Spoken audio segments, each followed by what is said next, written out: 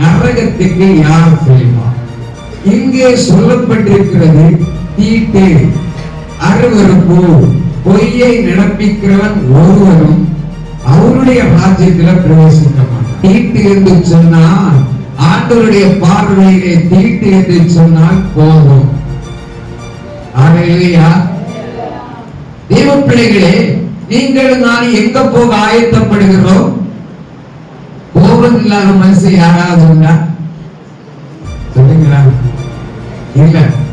ஆனா வசனம் சொல்லுது, கர்த்தருடைய வருகை, அவன் கர்த்தருடைய ராஜ்யத்துக்கு போனேன்னா கோபத்தை வெறுக்கணும். கோபம் இருக்கிறவன் தேவனுடைய ராஜ்யத்துக்குள்ள போக முடியாது. ஹல்லேலூயா. இரண்டாவது இந்த பகுதி சொல்லுகிறது, இரண்டாவது பார்க்கிறோம் மூர்க்கம். கோபம் வந்தாலே மூர்க்கம் வரும்.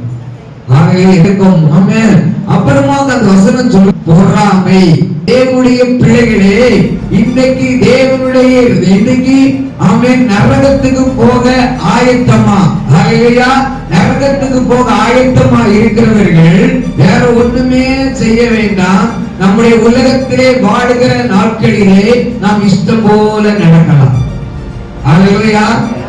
தீட்டான காரியங்களை செய்யலாம், கோபப்படலாம். வேதம் சொல்லுகிறது, கோபம், மூர்க்கம், பொறாமை, உங்கள் வாயிலிருந்து புறப்படுகிற தூஷண வார்த்தைகள், இவைகளை எல்லாம் விட்டு நீங்க விலகுங்க.